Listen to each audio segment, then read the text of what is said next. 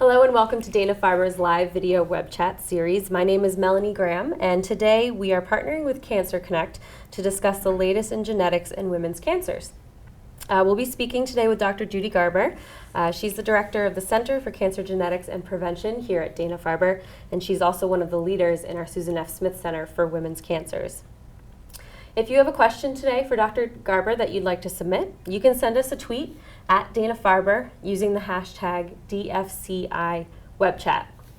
All right, Dr. Garber, thank you so much for joining us today. I really appreciate it. My pleasure. So just want to get started with kind of a basic question about genetics and genetic testing.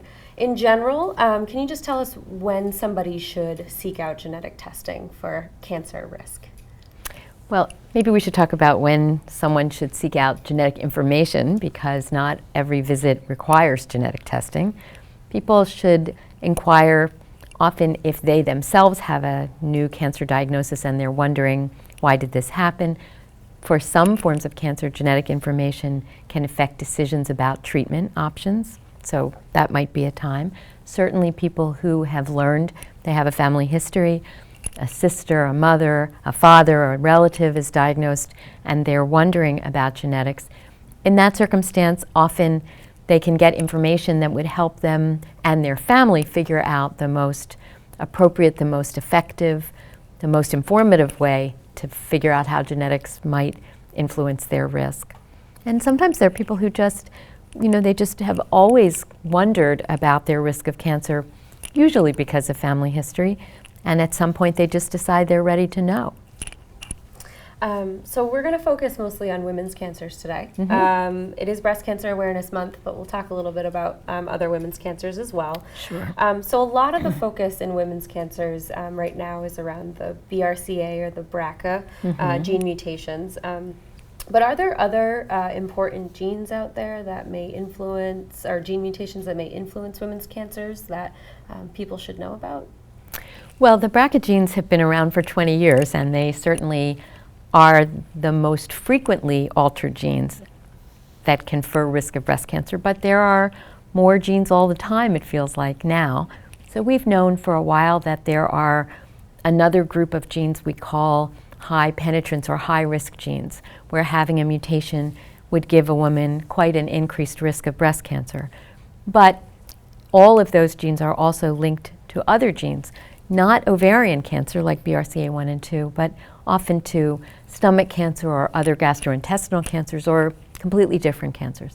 And now there are a whole list of genes that confer what we would say is moderate risk of breast cancer. So not 10 times the risk of the population, but still enough increased risk that it might change, that knowing that you had a mutation in one of those genes would change how you should be cared for, monitored more closely, for example.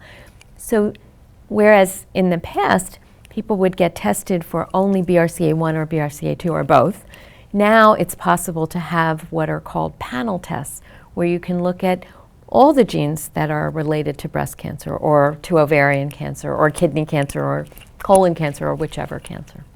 So you talk about these panel tests. Has technology improved in other ways to kind of give more information or more data for people who are undergoing genetic testing?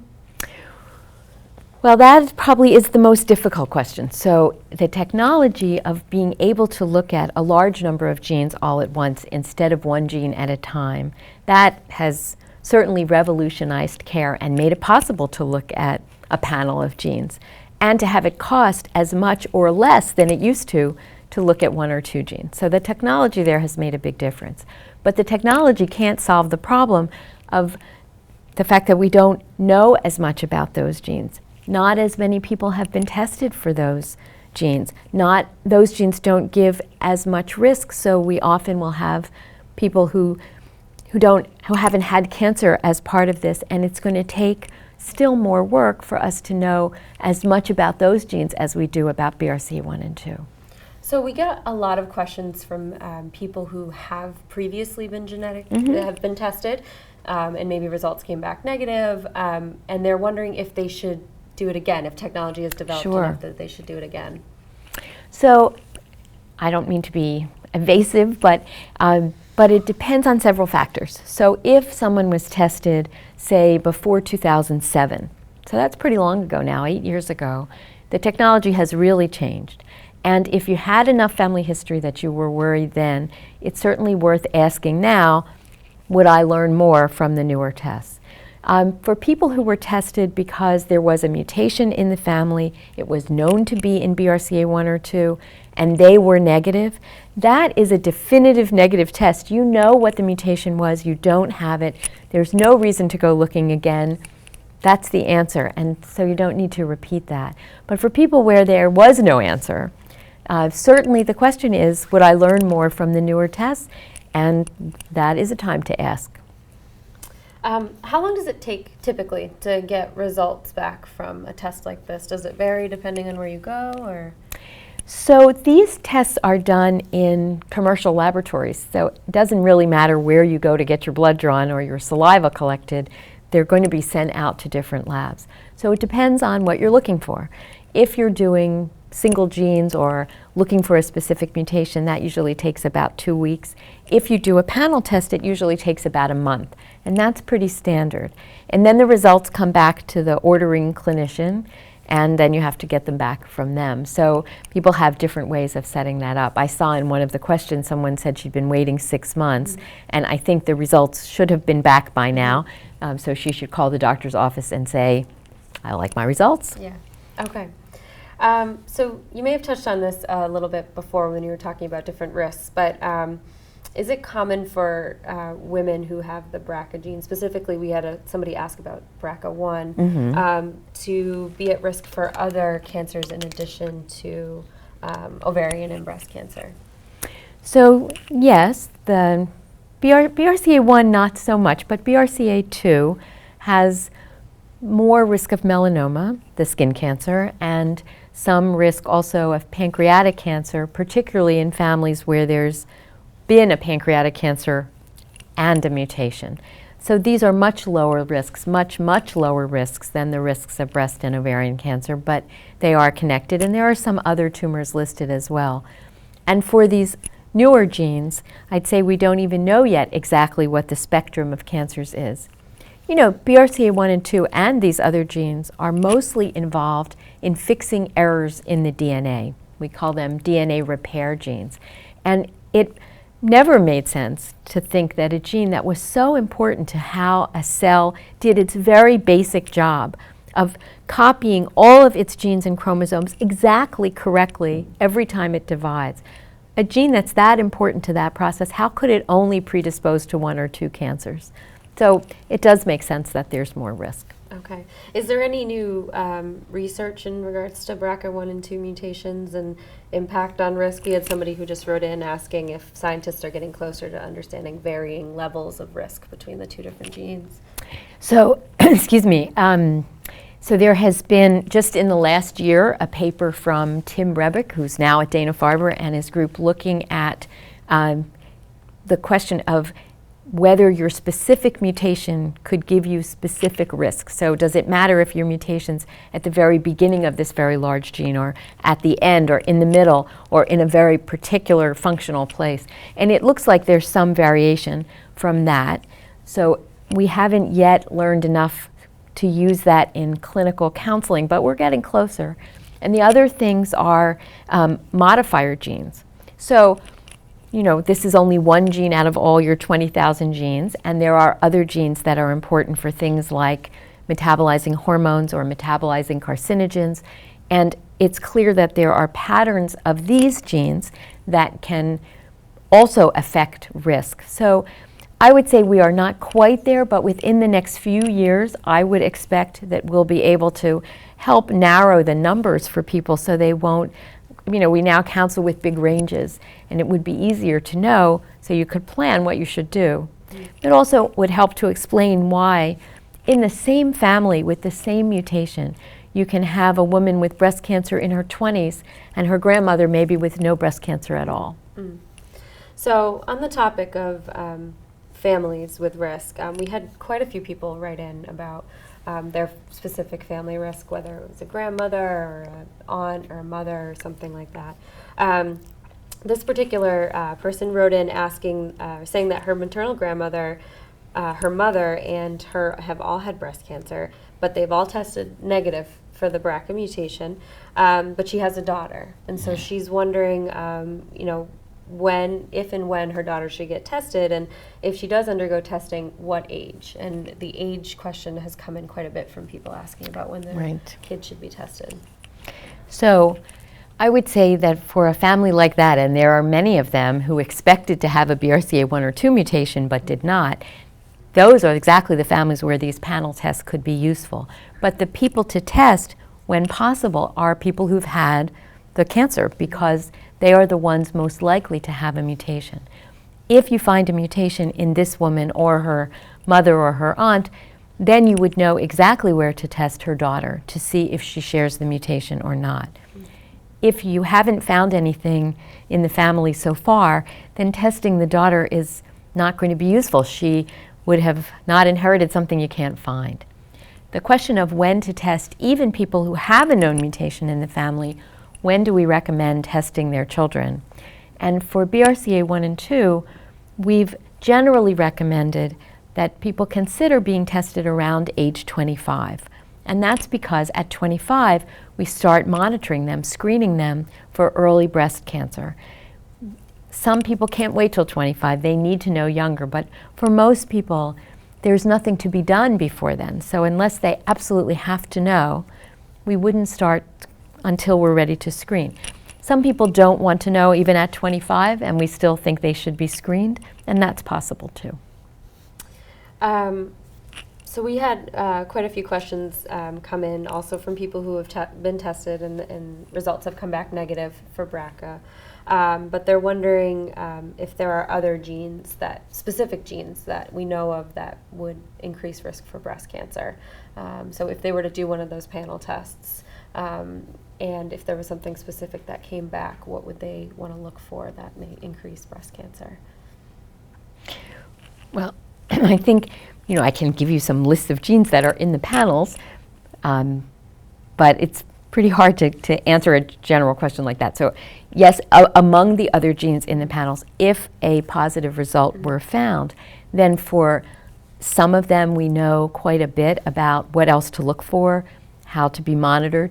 For many of them, we're still learning, and I would say this is like the early days of BRCA1 and 2, 20 years ago, when we didn't know as much as we know today, and where our patients and the research community had to work together to figure this out. And today we can really accelerate that process because we can collect information from large numbers of people being tested much more often than the way we did before. But we really still have to ask the patients to be partners in the research, so we generate the very information they want as quickly as possible for them and their families. And that's led to projects like PROMPT, where people who are not tested in academic centers can contribute their information, so there'll be that information much faster. I know we would like to have it all already, but we don't. Yeah. So we just had a question about this come in, and we did get quite a few earlier this month about insurance and genetic testing, and whether it's something that would be covered, and if not, other options for paying for it, or what are the options out there? Yeah, so most insurance does cover genetic testing, and there is now the GINA law that was passed in the last decade that protects us from discrimination based on genetic information, at least as far as health insurance. So you can't apply for health insurance and have them use your genetic information to discriminate either failure to cover or make your coverage more expensive. But of course now there's Obamacare and other ways for people to have health care. They're not at risk in the same way. The law does not protect against discrimination for life insurance and disability insurance, long-term care insurance. So if those are still issues, we always encourage people to get those in place before they have testing. In terms of cost, the costs have come way down. So it used to cost $4,000 for BRCA1 and 2. Now it can be as much as $4,000 for the whole panel. But the patients themselves rarely see cost greater than $100 or $200. And you know, it's the Wild West out there now. There are some laboratories that are doing testing and charging only $100 or $200 without insurance intervention. So for those places where they don't want to deal with insurance, but they're willing for you to be tested, the costs have come down a huge amount. So it's not free, but it is much less than before. Great. So now getting into, you know, after testing is done, and we had a few people write in asking about personalized medicine, precision medicine, something they've been hearing a lot in the news lately.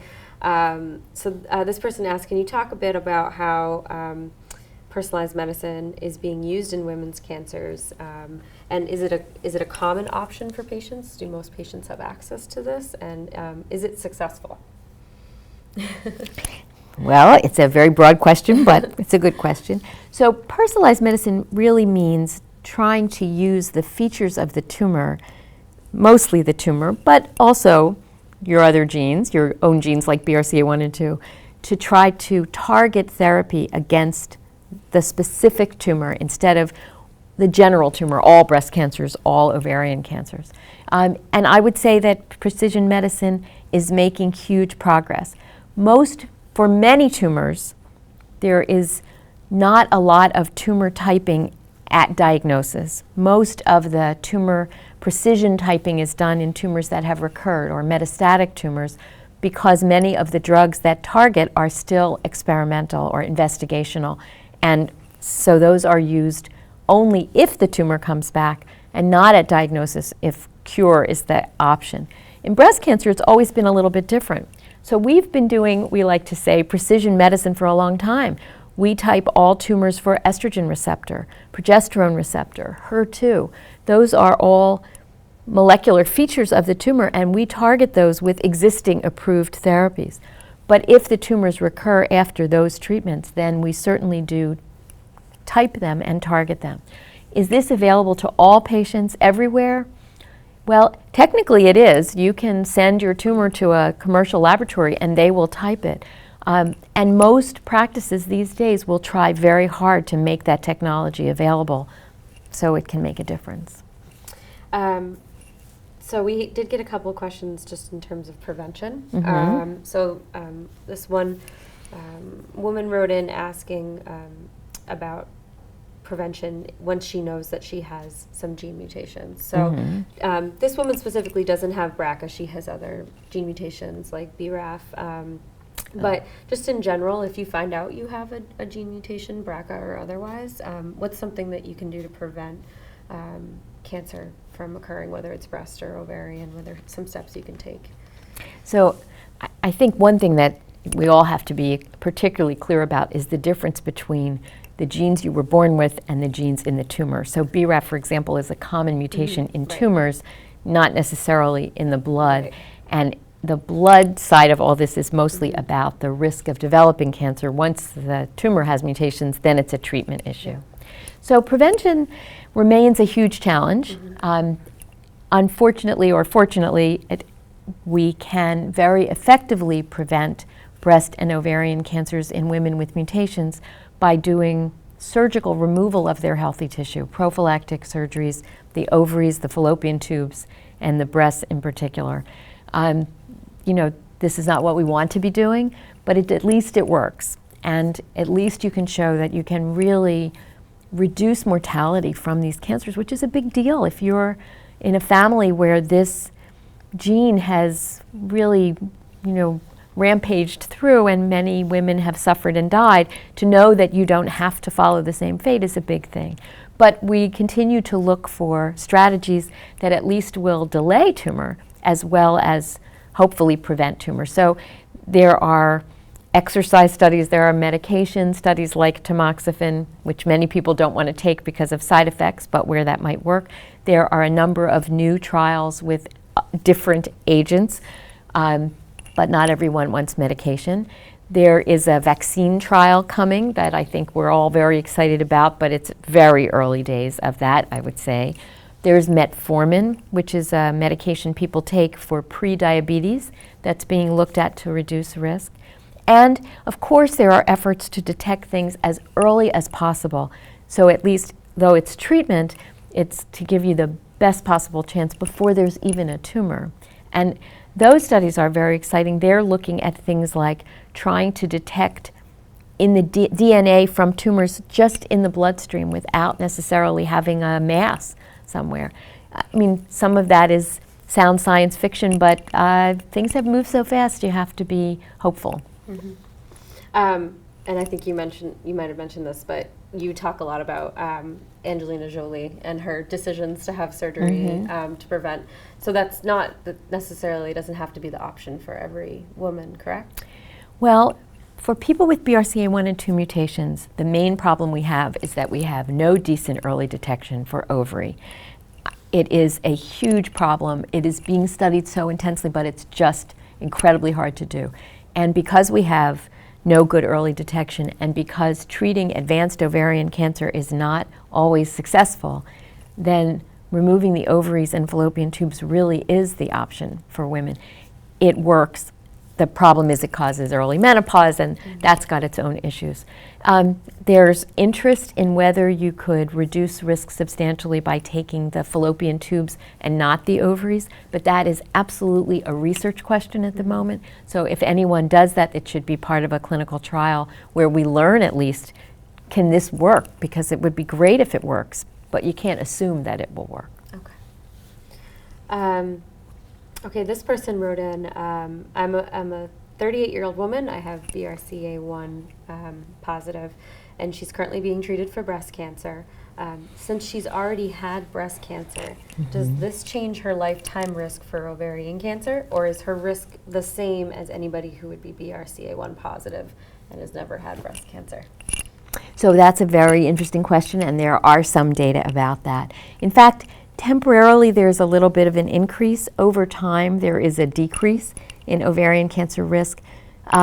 Sometimes these days we think that the decrease is related to the fact that we can now use platinum, a drug that's always used as part of ovarian cancer treatment, in the treatment of some breast cancers. So here you're getting treated for breast cancer, but the drug goes everywhere.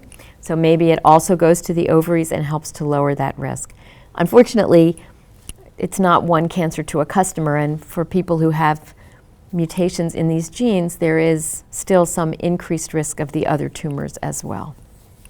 Okay, great.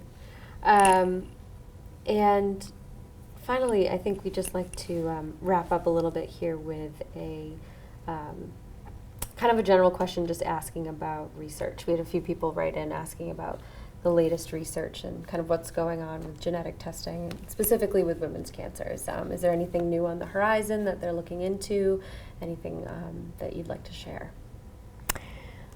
Well, there's always a lot going on. So let's leave aside for this discussion the new forms of treatment for cancers that develop in women who are known to have an increased risk, which I think has been one of the most exciting and unexpected benefits, that the tumors occurring in someone with a hereditary risk are different biologically and can be treated effectively with drugs we just haven't used in breast cancer before. So that's exciting.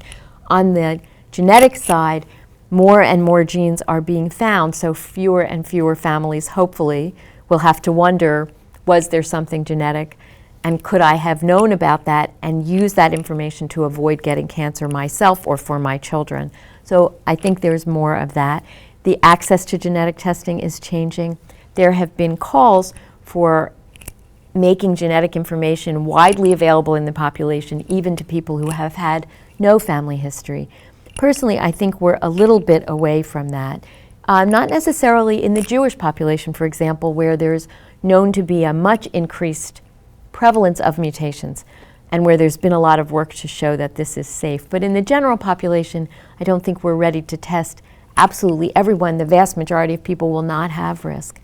But there is still work going on to make this information more accessible, and please to teach us better ways to take care of our patients and help to prevent the cancers that they have so much risk for. Great. Well, thank you so much for sharing all the info today, Dr. Garber. I really appreciate it. I think our viewers appreciate it as well. So that wraps up today's live web chat. Thank you again, Dr. Garber, for joining us and sharing your insight. We'd also like to thank CancerConnect for partnering with us on this chat. You can learn more about their organization at CancerConnect.com. And if you'd like to watch more of our live video web chat series, you can watch it at Dana-Farber.org/video web chats. Have a great day.